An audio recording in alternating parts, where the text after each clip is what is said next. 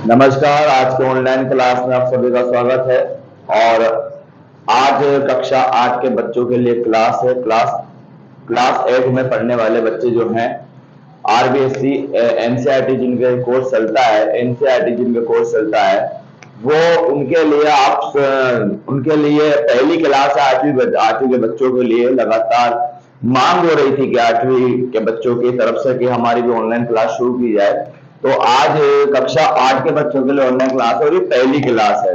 तो ये पहली क्लास जो है वो देखिए, आप कक्षा 8 के पहले चैप्टर का नाम परिमेय संख्या जो है, रेशनल नंबर, जिनके बारे में हम बहुत सारी बार बता चुके हैं। रेशनल नंबर, तो मैंने पहले रेशनल नंबर का परिभाषा लिखी है कि रेशनल नंबर होते क्या है। तो आप देखिए, परिमेय संख्या हमने पहले पढ़ा है। परिमेय संख्या ऐसी संख्या जिनको p बटा q के रूप में बताया जा सकता है, लेकिन इसकी 3 शर्तें हैं। पहली शर्त जो है वो q का मान 0 नहीं होना चाहिए। जो हर होता है इसका ट्रिगोनोमीटर, उसका मान जो होता है वो 0 नहीं होना चाहिए। दूसरी शर्त ये है कि p और q पूर्णांक संख्या होनी चाहिए, इंटीजर नंबर। आप इंटीजर नंबर के हमने बारे में बता चुके हैं, माइनस की, प्लस की, 0, वो सभी संख्या है। और p और q सहभाज्य होने चाहिए।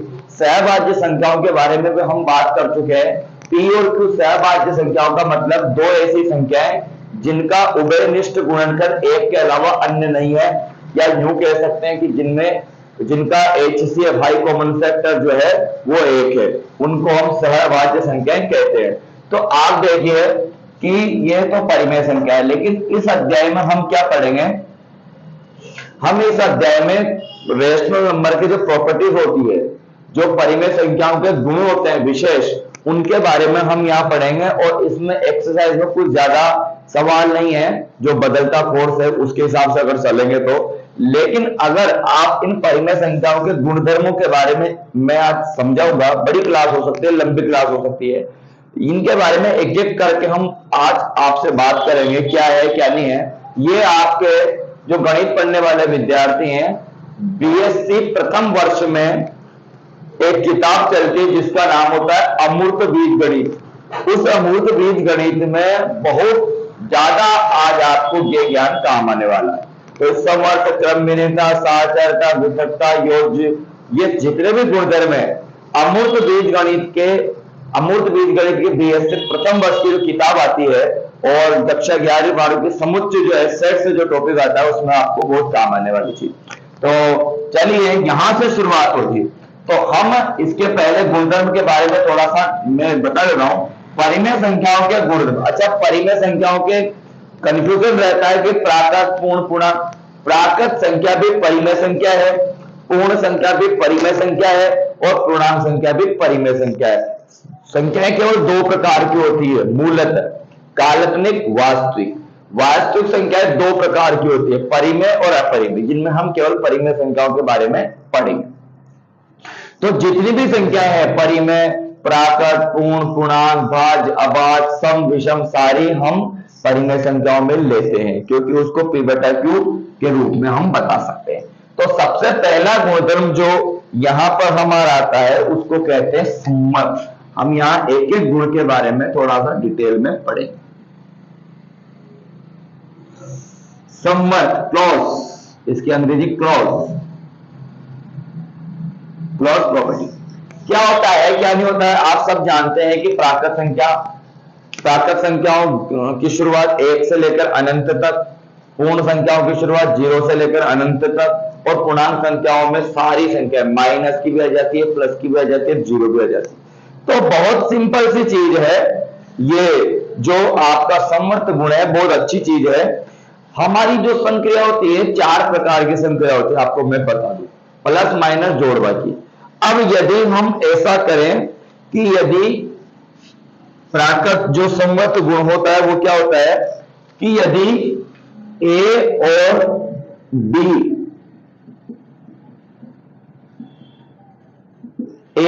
बी दो संख्या है, वो प्राकृत होगी, पूर्ण होगी, पूर्णांक होगी, परिमेय होगी, कुछ भी होगा। तो यदि और भी संख्या है, यदि इनमें कोई सी भी संक्रिया कराई जाए ए और बी में, संक्रिया चाहे प्लस हो सकता है, चाहे माइनस हो सकता है, चाहे गुणा हो सकता है, चाहे भाग हो सकता है। यानी हम इसको एक नाम दे देंगे स्टार। करावी जावे तो जैसे ए संक्रिया बी, चाहे प्लस हो सकता है, माइनस हो सकता है, गुणा हो सकता है, जो भी। तो जो इसका परिणाम आता है सी, यदि सी भी ए और बी के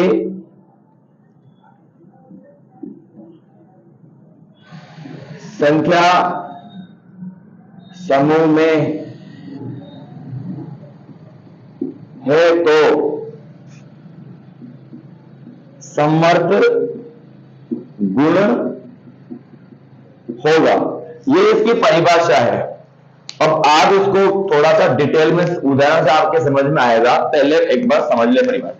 यदि ए और बी दो संख्या है, ए और बी प्राकृत भी हो सकती है, पूर्ण पूर्णांक कुछ भी हो सकता है, इनमें अगर इन दोनों में ए और बी दोनों में कोई संक्रिया करा जाए, प्लस माइनस जोड़ बाकी, यदि ए और बी की संक्रिया कराने के बाद यदि परिणाम जो सी आता है, अगर सी भी ए और बी के ही संख्या समूह में आता है, जैसे अगर ए और बी पूर्णांक है तो सी भी पूर्णांक आना चाहिए, ए और बी प्राकृत है तो सी भी प्राकृत आना चाहिए, ए और बी पूर्ण संख्या है तो वो भी पूर्ण आना चाहिए। जैसे उदाहरण हम लें, ए बराबर 5 और बी बराबर आता है हमारा -8। अब ए और बी पूर्णांक है, ए और बी क्या है हमारा पूर्णांक। इन दोनों में हम 4 संक्रिया कराएंगे, प्लस माइनस जोड़ बाकी। ए का मान 5 है, बी का मान -8 है, और भी दोनों इंटीजर नंबर है। यदि हम प्लस कराएं मतलब प्लस के लिए तो 5 प्लस -8, इसको हम यूज करेंगे 5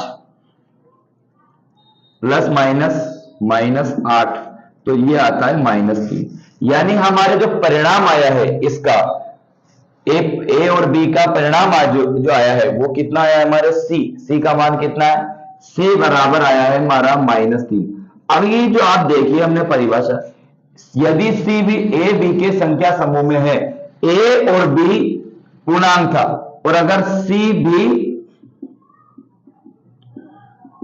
पूर्णांक है, सी भी क्या है, सी -3 पूर्णांक है, अतः प्लस के लिए समवर्त गुण लागू होता है। माइनस के लिए देखते हैं, माइनस के लिए देखते हैं, 5 -8 बराबर, तो कितना आता है 5 माइनस माइनस प्लस बराबर 13। अब ये जो 13 आया है, सी बराबर 13, ये भी क्या है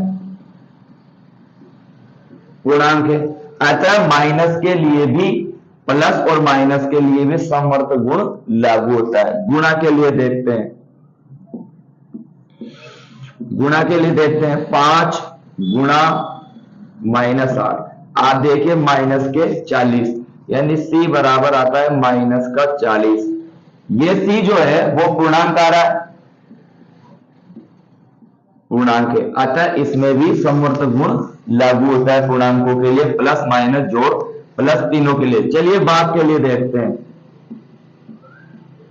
भाग के लिए 5 भाग चिन्ह -8, तो ये आता है 5 -8, ऊपर प्लस है नीचे माइनस है, प्लस में माइनस का भाग जाएगा तो ये आएगा -5/8। अब ये जो सी आया है, सी बराबर आया है -5/8, ये पूर्णांक संख्या नहीं है, पूर्णांक नहीं है। अतः पूर्णांक संख्याओं के लिए जो डिवाइडेड है, यानी इसमें समवर्त गुण लागू हो रहा है, इसमें समवर्त गुण लागू हो रहा है, इसमें समवर्त गुण लागू हो रहा है, और इसमें समवर्त गुण लागू नहीं हो रहा है। आप देखिए हमने जो परिभाषा लिखी थी एक बार और समझे, ए और बी दो संख्याएं हैं, कोई सी भी हो सकती है, हमने पूर्णांक के उदाहरण, ए और बी पूर्णांक में चारों संक्रिया कराने पर यदि परिणाम भी पूर्णांक संख्या आ जाता है तो हमारा ये जो गुणधर्म है समवर्त वो इनमें लागू होता है। और अगर सी, जैसे यहां भाग के लिए सी पूर्णांक संख्या नहीं आया है, माइनस के 5/8 जो भिन्न आई है वो परिमेय संख्या है, पूर्णांक संख्या नहीं है, अतः समवर्त गुण लागू नहीं होता है। यही समवर्त गुण है कि ए और बी में संक्रिया कराई जाए, कोई सी भी प्लस माइनस जोड़ बाकी, तो इनके लिए ये लागू होता है। आप अब इसके लिए हम सारणी बना के आपको बता देंगे कि किन में ये समवर्त गुण लागू होता है और किन में ये समवर्त गुण लागू नहीं होता है। तो परिमेय संख्याओं के लिए, पूर्णांक संख्याओं के लिए, पूर्ण संख्याओं के लिए और परिपक्वतागत संख्याओं के लिए। चलिए, यदि हम देखते हैं कि ए और बी पूर्णांक संख्या है, पूर्णांक संख्याओं के लिए अगर सी भाग चिन्ह में -5/8 आता है तो ये पूर्णांक संख्याओं के लिए समवर्त गुण इसमें लागू नहीं होता है और इन तीनों में समवर्त गुण लागू होता है। आप इसका स्क्रीनशॉट ले सकते हैं पूरे का। आप हालांकि अब कक्षा 8 की पीडीएफ फाइल्स है वो भी आपको इस वीडियो के डिस्क्रिप्शन बॉक्स में मिलने लग जाएगी आज से, तो आप इसका स्क्रीनशॉट भी ले सकते हैं। चलिए,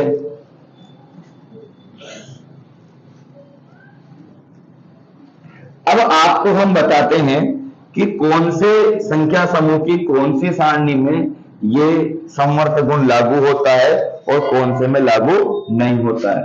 तो आप ऐसी सारणी बना सकते हैं। अब इसमें अलग अलग संख्याओं के बारे में हम लिख देते हैं। सबसे पहले प्राकृत, पूर्ण, पूर्णांक और परिमेय।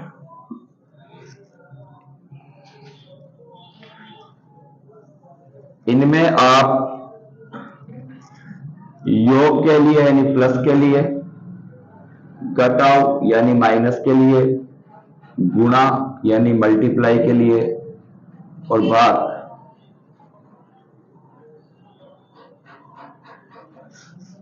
अब आप इसमें देखिए, हमने अभी देखा है पूर्णांक संख्याओं, देखो पूर्णांक संख्याओं के लिए योग में लागू था, घटाव में लागू था, इसमें लागू था, इसमें लागू नहीं था। इसी प्रकार हम अलग अलग तरह से देखेंगे। प्राकृत संख्याओं के लिए भी इसमें लागू है, इसमें लागू है, इसमें लागू है, इसमें लागू नहीं है। पूर्णांक और पूर्ण संख्याओं के लिए इसमें लागू है, घटाव में पूर्णांक संख्याओं के लिए समवर्त गुण लागू नहीं होता है और इसके लिए गुणा के लिए होता है और इसके लिए नहीं होता है। परिमेय संख्याओं के लिए समवर्त गुण जो होता है वो केवल घटाव में और भाग में लागू नहीं होता है, गुणा और इसमें योग में लागू होता है। तो आप देखिए, आप अगर गौर कीजिए तो समवर्त गुण चारों संख्याओं के लिए, परिमेय, पूर्ण, पूर्णांक, इनमें केवल भाग के लिए भाग संक्रिया पर चारों में लागू नहीं होता है, योग में और गुणा में दोनों में लागू होता है, घटाव में केवल प्राकृत संख्याओं के लिए, पूर्णांक संख्याओं के लिए लागू होता है और इसमें पूर्ण संख्याओं के लिए और परिमेय संख्याओं के लिए समवर्त गुण लागू नहीं होता है। वापस वही बात, ए और बी कोई सी भी संख्या ले लीजिए, पूर्ण ले लीजिए, ए और बी में यदि संक्रिया कराई जाए प्लस माइनस गुणा भाग, तो अगर सी भी परिणाम भी अगर पूर्ण संख्या आ जाता है तो उसमें समवर्त गुण लागू होता है और अगर पूर्ण संख्या नहीं आती तो उसमें समवर्त गुण लागू नहीं होता है। तो आप इसका भी स्क्रीनशॉट ले सकते हैं। दूसरा गुणधर्म जो आता है हमारा बच्चों, वो आता है क्रम विनिमयता। क्रम विनिमयता बहुत अच्छा गुण है, इसके बारे में हम पढ़ेंगे। ये सीधा है वैसे, क्रम विनिमयता आपका, अगर आप हिंदी के विद्यार्थी भी रहे हैं, हिंदी आप पढ़ते हैं, संधि आप करते हैं, तो इसका अर्थ समझिए। क्रम प्लस विनिमयता, इसका मतलब था, विनिमय का मतलब होता है, विनिमय आप बहुत सामाजिक विज्ञान में पढ़ते हैं, वस्तु विनिमय, मुद्रा विनिमय। तो विनिमय का मतलब होता है बदलना, क्रम बदलना, यानी अगर किसी संख्याओं के क्रम बदले जाए, आगे का पीछे किया जाए और पीछे का आगे किया जाए, तब भी यदि उसमें परिणाम नहीं बदलता है तो वह उसमें वहां पर क्रम विनिमय गुण लागू होता है। क्रम बदलने पर परिणाम नहीं बदलता। क्रम बदलने पर परिणाम नहीं बदलता। जैसे ए और बी है, इनमें कोई सी भी संक्रिया कराई जाए, यदि बराबर इसके बी और ए आ जाए, ए और बी दोनों में संक्रिया कराई जाए, अगर वह बी और ए में संक्रिया कराने के बाद भी रिजल्ट सेम रहे, परिणाम सेम रहे, तो वहां पर क्रम विनियम गुण लागू होता है। जैसे उदाहरण आप दे सकते हैं। उदाहरण जैसे हम लेते हैं, ए का मान हम ले लिए 5 और बी का मान ले लिया 8। अब देखिए, आप प्लस के लिए देखते हैं। सबसे पहले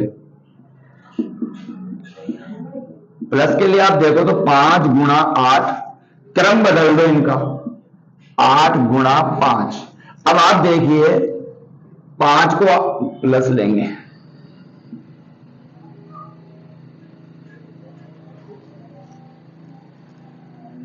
आप देखिए 5 में 8 जोड़ेंगे तो 13 आता है, और 8 में 5 जोड़ेंगे तब भी 13 आता है।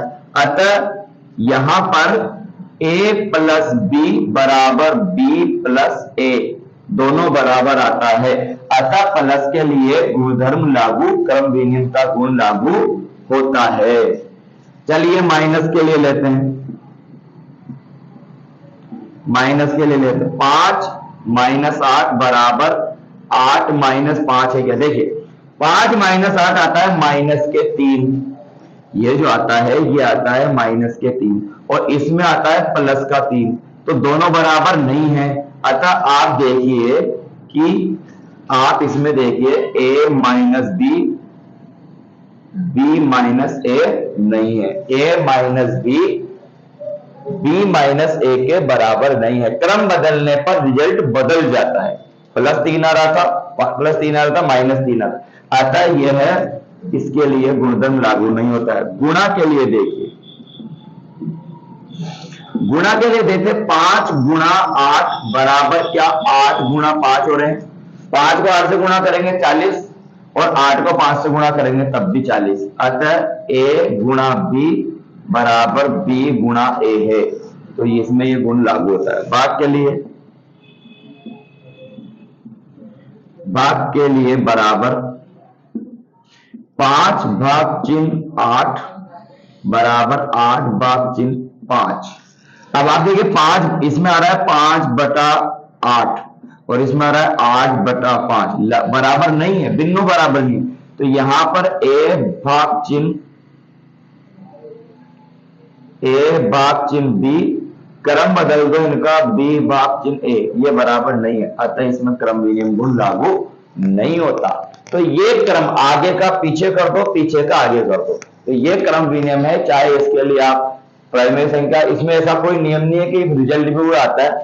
अगर b और a दोनों का रिजल्ट अगर a और b के बराबर आता है कोई सी भी संक्रिया के लिए, यहाँ प्लस माइनस कुछ भी हो सकता है, यह संक्रिया प्लस भी हो सकता है, माइनस भी हो सकता है, गुणा भी हो सकता है, भाग भी हो सकता है। तो हम आप गौर कीजिए, केवल क्रम विनियमता गुणधर्म प्लस और गुणा के लिए ही लागू होता है। क्रम विनिमयता जो गुण है केवल प्लस और गुणा के लिए ही लागू होता है, चाहे वो परिमेय संख्या में हो, चाहे पूर्ण संख्या में हो, चाहे पूर्णांक में हो, चाहे वो प्राकृत में हो। तो केवल आप ये ध्यान रखिए क्रम विनिमयता में कि केवल यह है गुणधर्म केवल जोड़ और इसके लिए गुणा के लिए लागू होता है, मात्र जोड़ के लिए और गुणा के लिए क्रम विनिमयता गुण लागू होता है। तो आप इसका स्क्रीनशॉट भी ले सकते हैं, केवल जोड़ के लिए और गुणा के लिए, इसमें लागू नहीं होता है, इसमें लागू नहीं होता। तो आप इसका स्क्रीनशॉट भी ले सकते हैं। चलिए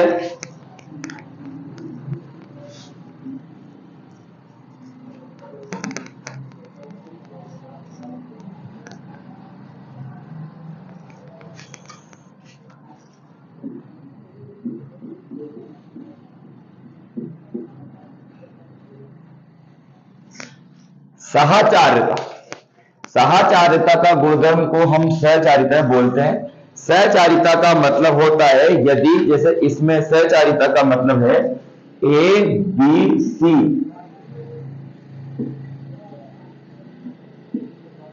तीन संख्याएं हैं।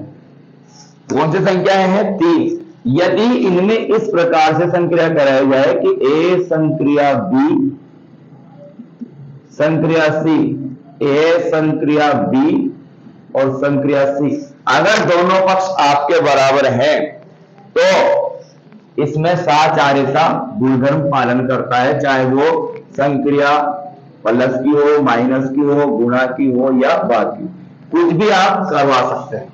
तो हम चारों संक्रियाओं के लिए देखते हैं। सबसे पहले हम देखते हैं प्लस के लिए। उदाहरण आप लीजिए, ए का मान 5 ले लीजिए, बी का मान 3 लीजिए, सी का मान 9 लीजिए। चलिए तीनों संख्याएं लेते हैं हम। प्लस के लिए हम देखते हैं, यहां जो संख्या है वहां प्लस लगा देते हैं, जहां संख्या है वहां हम प्लस लगाते हैं। प्लस के लिए हम देखते हैं तो 5 प्लस 3 प्लस 9 क्या बराबर है 5 प्लस ए बी। ये ए बी पहले हमें कोष्टक में रखना पड़ेगा और इसको सी को हमें बाहर रखना पड़ेगा। क्या ये दोनों पक्ष बराबर आते हैं? आप ये देखिए बस। तो देखिए आप इसको सोल्व करें तो देखिए पहले हमें कोष्टक सोल्व करना पड़ता है। तो देखिए 9 में 3 जोड़ेंगे 12 और 12 में 5 जोड़ेंगे तो आते हैं 17, यानी 5 प्लस 12 जोड़ेंगे तो कितने आएंगे 17, और इधर 5 प्लस 3 8, 8 में 9 जोड़ेंगे तो आते हैं 17, यानी दोनों पक्ष बराबर हैं। अतः आप इसको देखिए ए प्लस बी प्लस सी बराबर है ए प्लस बी और प्लस सी। अतः हम आपको यहां देखते हैं कि प्लस के लिए क्रम भिन्नता गुण लागू होता है। चलिए माइनस के लिए देखते हैं, साचार्यता गुण लागू होता है। माइनस के लिए देखते हैं हम, यहां पर माइनस के लिए देखते हैं तो 5 माइनस 3 माइनस 9, 5 माइनस, आप इसको देखिए पहले कोष्टक सोल्व होगा। पहले क्या होगा? कोष्टक सोल्व। हमने जहां प्लस लग रहा था वहां हमने माइनस लगा दिया। पहले हमें ए को बाहर रखना है कोष्टक के, उसके बाद सी को रखना है। चलिए 5 माइनस 9 में से 3 जाएंगे तो माइनस का आएगा, माइनस का 6 बराबर इधर 2 माइनस 9, 5 माइनस माइनस प्लस, इधर आते हैं माइनस के साथ, इधर आते हैं प्लस के 11, इधर आते हैं माइनस के साथ, बराबर नहीं। अतः आप देखिए ए माइनस बी माइनस सी बराबर नहीं है ए माइनस बी और माइनस सी के। अब आप देखिए गौर करके कि माइनस के लिए दोनों पक्ष बराबर नहीं आते। इस सूत्र में माइनस रखने पर ये दोनों पक्ष बराबर नहीं आते। अतः आप देखिए कि प्लस के लिए योग सहचारी है और घटाव सहचारी नहीं है, घटाव सहचारी नहीं है। इसी प्रकार हम प्लस का रख के देखते हैं तो प्लस में भी प्लस सहचारी होता है और भाग सहचारी नहीं होता है। आप इसको प्लस करके देखेंगे, गुणा करके देखेंगे तो गुणा सहचारी है और भाग सहचारी नहीं है। चलिए हम उदाहरण इसका बता देते हैं, इसको मिटा के।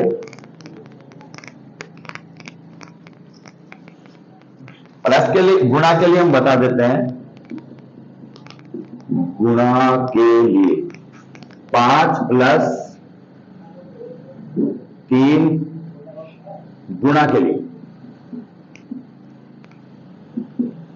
बराबर ए प्लस बी, ये और ये दोनों कोष्टक में 5 गुणा 3 और गुणा 9। अब आप देखिए पहले कोष्टक से होगा 8 तेरी 24, 24 को 5 से गुणा करेंगे तो 120।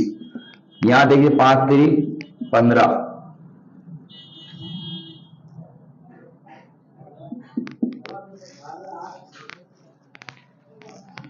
5 3 और यहाँ आएंगे आपके 9, 9 3 27, 27 को 5 से गुणा करेंगे 100 और यहाँ पर 135। आप देखिए सहचारी गुणों में दोनों गुणा के लिए दोनों पक्ष बराबर आते हैं, अतः ए गुणा बी गुणा सी, ए गुणा बी गुणा सी, यानी ये गुणधर्म लागू है। और भाग के लिए लागू नहीं होता क्योंकि परिमेय संख्या बन जाएगी, तो भाग के लिए तो आवश्यकता ही नहीं। तो सहचारी गुण जो होता है केवल दो संख्याओं में लागू होता है, एक तो प्लस के लिए और एक गुणा के लिए। इसमें भी लागू नहीं होता, इसमें भी लागू नहीं होता। गुण है परिमेय संख्याओं का वितरकता। वितरकता का मतलब वितरण करना। तो जैसे ये भी 3 संख्याओं में ए बी 3 संख्या है और ये केवल गुणन के लिए होता है, इसका मैटर अलग है थोड़ा सा। गुणन के लिए होता है, कैसे होता है कि यदि ए बी कोई सी भी संक्रिया कराई जाए, सी प्लस माइनस दोनों हो सकते हैं। पहले हम प्लस के लिए देखते हैं। प्लस यदि ए बी और प्लस ए सी दोनों पक्ष बराबर हैं तो वितरकता है। A B minus C, A B और ए सी, तो ये दोनों सूत्र हैं। बस यही सिस्टम है, बहुत छोटा सा गुणधर्म है। ए बराबर 5 ले सकते हैं, बी बराबर 2 ले सकते हैं, सी बराबर 8 ले सकते हैं। इसमें अब हम प्लस के लिए देखते हैं। सबसे पहले जैसे 5 को कोष्टक के बाहर निकालते हैं हम, और 2 + 8। अब ये पक्ष और इस प्रकार का पक्ष अगर दोनों पक्ष बराबर आते हैं, जैसे 5 8 2 10, 10 को 50, इधर देखिए 5 दूआ 10 और 8 पंजे 40, ये पक्ष भी आता है 50। दोनों पक्ष बराबर है, अतः ये लागू होता है। इसी प्रकार घटाव के लिए देखिए 5, बी का मान 2 - 8 बराबर 5 × 2 और 5 × 8। अगर ये दोनों पक्ष अंदर गुणा करना है, ए को बी से, ए को सी से, बस ये वितरकता है। 5 दूआ 10, पहले इसको सोल्व करते हैं कोष्टक वाले को, तो कितना आता है -6, तो ये आते हैं -30। इधर 5 दूआ 10 और 8 पंजे 40, इसमें से घटाएंगे तो -30। ये भी ये एक गुणधर्म का उपयोग करके बीजगणित में हम कॉमन लेने के बाद कॉमन को अंदर गुणा कर देते हैं। तो ये गुणधर्म या सूत्र भी मान लीजिए आप वितरकता का, इसमें कोई बड़ी बात नहीं है। तो ये गुणधर्म है योग के लिए, प्लस के लिए। चलिए 4 गुणधर्म हो चुके हैं, 5वां गुणधर्म जो आता है, अब ये गुणधर्म नहीं है, केवल संख्याएं हैं। एक संख्या है, जैसे आप देखिए 5 में सबसे पहले योज्य तत्समक। योज्य तत्समक का मतलब होता है एक ऐसी संख्या, गणित में एक ऐसी संख्या है योज्य तत्समक, जिसको किसी भी संख्या में जोड़ेंगे तो रिजल्ट में कोई बदलाव नहीं होता है। योज्य तत्समक का मतलब होता है ए + ई बराबर ए आता है। तो जो ई है वो योज्य तत्समक है, यानी किसी भी संख्या में अगर योज्य तत्समक को जोड़ने पर रिजल्ट वही आता है तो वह उस संख्या का योज्य तत्समक है। और हमेशा 0 जो है योज्य तत्समक होता है। 0 जो है वो कौन सा संख्या है? योज्य तत्समक। क्यों? क्योंकि आप अगर इसको गणित भी करके देखें तो a + e बराबर a, यहां से e का मान देखें तो a ये इधर जाएगा तो माइनस का e बराबर आता है 0। तो 0 जो है वो योज्य तत्समक है। योज्य तत्समक की परिभाषा आप इस प्रकार भी कह सकते हैं कि योज्य तत्समक किसी भी संख्या के लिए एक ऐसी संख्या होती है जिसको मूल संख्या में जोड़ने पर रिजल्ट में कोई परिवर्तन नहीं होता, परिणाम में कोई परिवर्तन नहीं होता, तो वो योज्य तत्समक है। तो योज्य तत्समक हमेशा 0 होता है। उदाहरण आप देखिए, जैसे 5 + 0 बराबर 5, तो 0 जो है इससे 5 में 0 जोड़ेंगे तब वही संख्या आती है, तो ये जो 0 है वो योज्य तत्समक है। 0 क्या है? योज्य तत्समक। इसी प्रकार से ये योज्य तत्समक और एक इसमें आप देखिए गुणात्मक तत्समक। गुणात्मक तत्समक का मतलब होता है किसी भी संख्या में गुणात्मक तत्समक को गुणा करें तो वही गुणात्मक तत्समक को गुणा करें तो रिजल्ट में कोई परिवर्तन नहीं होता, या प्लस के लिए और वहां गुणा के लिए। तो इसका एक सूत्र है ए गुणा ई बराबर ए। अब आप यहां से गुणात्मक तत्समक निकाल सकते हैं सूत्र से, ए बराबर ई का मान निकालेंगे अपन, ई बराबर ए बटा ए। यानी आप देखिए हमेशा गुणात्मक तत्समक एक ही होता है। तो यहां पर ई बराबर ए प्रत्येक संख्या का गुणात्मक तत्समक। गुणात्मक तत्समक का मतलब होता है एक ऐसी संख्या जिसको किसी भी संख्या से गुणा करने पर उसके रिजल्ट में कोई फर्क नहीं पड़ता, तो वह गुणात्मक तत्समक है। जैसे 5 गुणा 1 बराबर 5, तो 6 गुणा 1 बराबर 6, 7 गुणा 1 बराबर 7, माइनस के 3 गुणा 1 बराबर -3। तो प्रत्येक संख्या का गुणात्मक तत्समक एक होता है क्योंकि रिजल्ट में कोई फर्क नहीं पड़ता। तो आप योज्य तत्समक 0 होता है और गुणात्मक तत्समक 1 होता है, ये बिल्कुल फिक्स होता है। तो ये आप नोट कर लीजिए। अगला जो पॉइंट आता है हमारा, अगला जो पॉइंट आता है, आखिरी पॉइंट इसका, योज्य प्रतिलोम। योज्य प्रतिलोम का मतलब होता है उल्टा। योज्य प्रतिलोम का मतलब होता है उल्टा, जिसको किसी भी संख्या में जोड़ने पर 0 आता है। यानी ए में ई जोड़ेंगे तो 0 आता है। तो हमेशा ई बराबर -a, ई योज्य प्रतिलोम। योज्य प्रतिलोम यानी हम योज्य प्रतिलोम का इनवर्स, प्रतिलोम का मतलब उल्टा और योज्य का मतलब जोड़ना। किसी भी संख्या में अगर उसका हमें योज्य प्रतिलोम ज्ञात करना है तो उसको हमें जोड़ने पर, ऐसी कौन सी संख्या, योज्य प्रतिलोम की परिभाषा अगर आप दें तो ऐसी संख्या जिसको मूल संख्या में जोड़ने पर परिणाम 0 आता है। एक ऐसी संख्या जिसको मूल संख्या में जोड़ने पर 0, ऐसी संख्या जिसको मूल संख्या में जोड़ने पर 0 है। उदाहरण जैसे हम आपको आपको देते हैं 8 का योज्य प्रतिलोम ज्ञात करना है।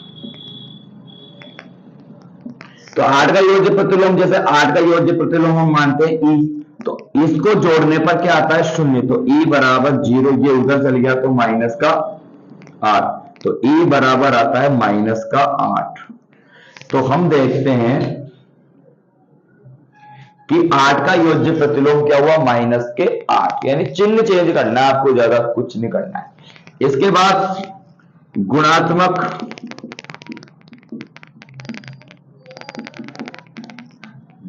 प्रतिलोम। गुणात्मक प्रतिलोम का मतलब किसी भी संख्या में गुणा करने पर उसका परिणाम आता है 1, यानी a गुणा ई बराबर 1। तो ई का मान अगर आप देखें, गुणात्मक प्रतिलोम ज्ञात करने के लिए आपको क्या करना पड़ता है, अंश को हर बनाना पड़ता है और हर को अंश बनाना पड़ता है। या आप ये कह सकते हैं कि ऐसी संख्या जिसको मूल संख्या से गुणा करने पर परिणाम 1 आए। एक ऐसी संख्या जिसको मूल संख्या से गुणा करने पर परिणाम 1 आए।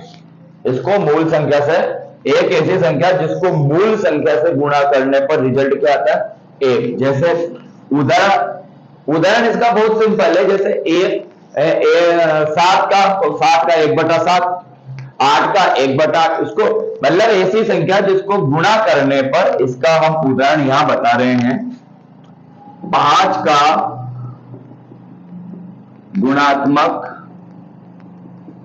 प्रतिलोम। जैसे 5, तो अपन मान लेते हैं इसका 1, तो रिजल्ट क्या आना चाहिए ई, तो ई बराबर 1/5। तो 5 का गुणात्मक प्रतिलोम हुआ 1/5। जैसे 5 को 1/5 से गुणा करेंगे तो रिजल्ट क्या आता है 1। तो ये फिक्स होता है संख्या। तो गुणात्मक प्रतिलोम और योज्य प्रतिलोम अलग मैटर है, और योज्य तत्समक और गुणात्मक तत्समक। योज्य तत्समक हमेशा 0 होगा, गुणात्मक तत्समक हमेशा 1 रहेगा। तो ये आप गुणात्मक और योज्य प्रतिलोम के बारे में आप बता चुके हैं। समवर्त का मतलब, पहला हम रिवीजन करने जा रहे हैं। समवर्त का मतलब 3 ऐसी संख्याएं जिसमें अगर a और b का रिजल्ट c भी अगर उसी संख्या समूह में आता है, जैसे a और b पूर्णांक है तो c भी पूर्णांक आ गया, तो समवर्त है। क्रम भिन्नता आगे पीछे करने पर अगर क्रम चेंज हो, यानी एक जैसी स्थिति रहे, a और b गुणा करने पर, और b और a गुणा करने पर दोनों समान रहे, तो वह क्रम विनियमता पालन करती है।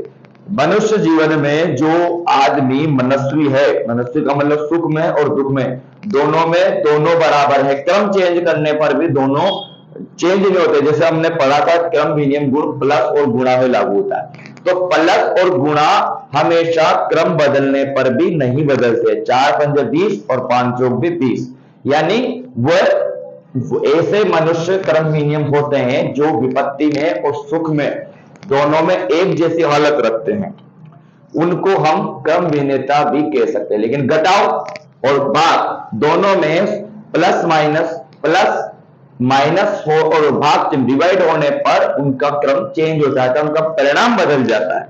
जैसे कोई व्यक्ति आलोचक है, तो आलोचक क्या होते हैं, आलोचक जो वस्तु होती है समाज में, वो क्या करते हैं, न तो काम करते हैं और न काम करने देते हैं, यानी काम में बाधा पहुंचाते हैं।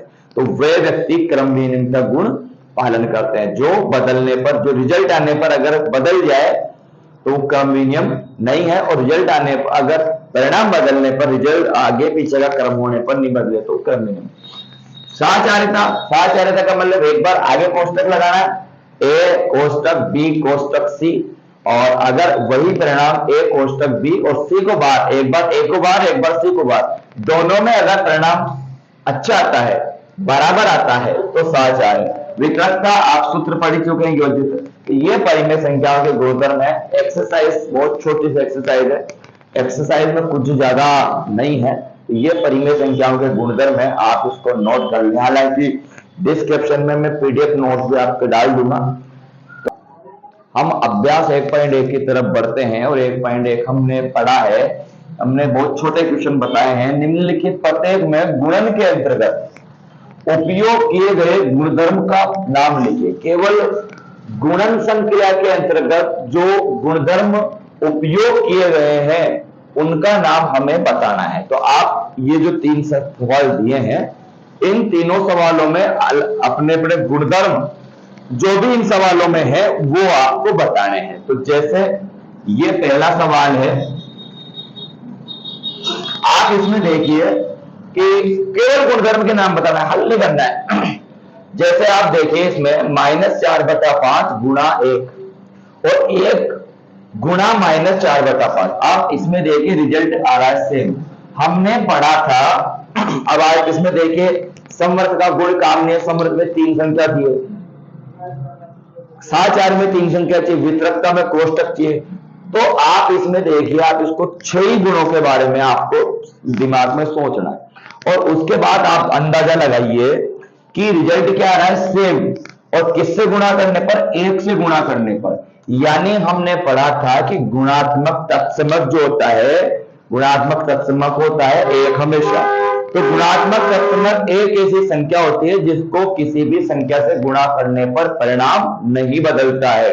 तो इसको आप देखिए, -4/5 को 1 से गुणा करो या इसको 1 से गुणा करो, रिजल्ट नहीं बदलता है। तो इसमें गुणात्मक तत्समक है,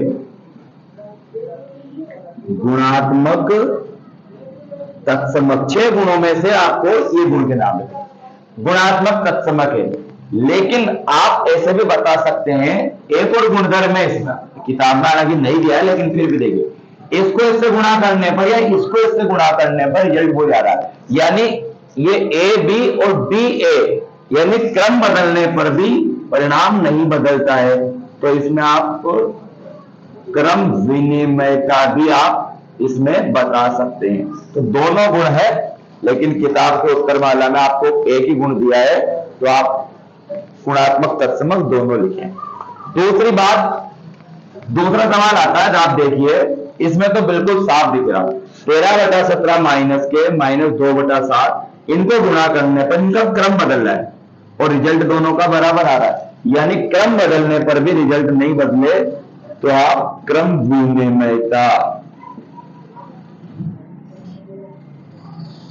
इसमें कौन सा गुण आ रहा है, क्रम विनिमयता, तो ये क्रम बदलने पर भी रिजल्ट नहीं बदल, आगे का पीछे हो जाए। तीसरा जो है, तीसरा सवाल जो आप इसको देखिए, -19/27 को इसके से गुणा करने पर रिजल्ट आ रहा है 1। हमने गुणात्मक प्रतिलोम के बारे में पढ़ाया था कि गुणात्मक प्रतिलोम क्या होता है, एक ऐसी संख्या जिसको मूल संख्या से गुणा करने पर रिजल्ट 1 आए। रिजल्ट क्या आ रहा है, 1। तो यहां पर जो आंसर आता है वो उसका गुणधर्म है गुणात्मक प्रतिलोम, क्योंकि ये इसका गुणात्मक प्रतिलोम है, ये इसका है और ये इसका है, दोनों आपस में एक दूसरे के गुणात्मक प्रतिलोम है। 19/27 का गुणात्मक प्रतिलोम 19 है।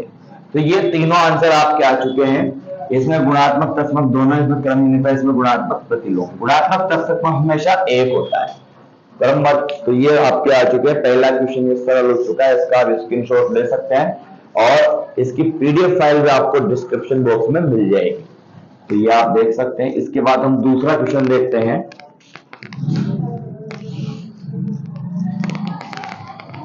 दूसरा क्वेश्चन आप देखते हैं, 1.1 का लास्ट क्वेश्चन है शायद, हाँ लास्ट क्वेश्चन। इसमें जो कहा है कि बताई गई कौन से गुणधर्म की सहायता से आप, ये एक ऐसा दिया है 1/3 गुणा 6 गुणा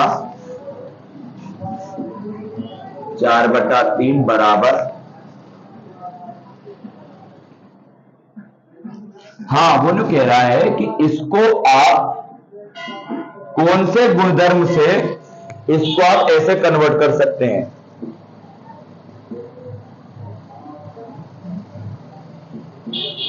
बहुत सिंपल सवाल है, वो जो कह रहा है, समझिए सवाल, कि कौन से गुणधर्म से इसको इस रूप में ला सकते हैं। तो बहुत सिंपल है, ये बाहर है और एक बार सी बाहर है, तो हमने पढ़ा है कि a गुणा b गुणा c, इसको सहचारी गुण से a गुणा b और गुणा c के रूप में बदल सकते हैं। तो हमने यह सूत्र पढ़ा है और आप देखिए a बाहर है पहले और फिर करना है c बाहर, तो ये केवल सहचारी गुण से होता है, सहचारिता गुण से होता है, सहचारिता भी बोल सकते हैं। तो आप इसको देखें, बहुत सिंपल सवाल है, वो कह रहा है इस संख्या को इसमें कौन से गुणधर्म में कन्वर्ट कर सकते हैं। तो सहचारिता में, बिल्कुल सिंपल, सहचारिता गुण हमने पढ़ा रखा है। तो ये आपकी प्रश्नावली 1.1 पूरी हो चुकी है और इसके बाद हम बीजगणित की तरफ बढ़ेंगे। 60 में एक पूरी खत्म हो चुकी है और एक का पूरा एक क्लास में आपको डालूंगा, वन शॉट में प्रश्नावली पूरी हो जाएगी। तो बहुत बहुत धन्यवाद, और पीडीएफ नोट्स के लिए इसके डिस्क्रिप्शन बॉक्स में जाएं, वहां पर पूरी पीडीएफ फाइल आपको 8-10 पेज की मिल जाएगी, उसमें गुणधर्म अभ्यास वगैरह सब है। और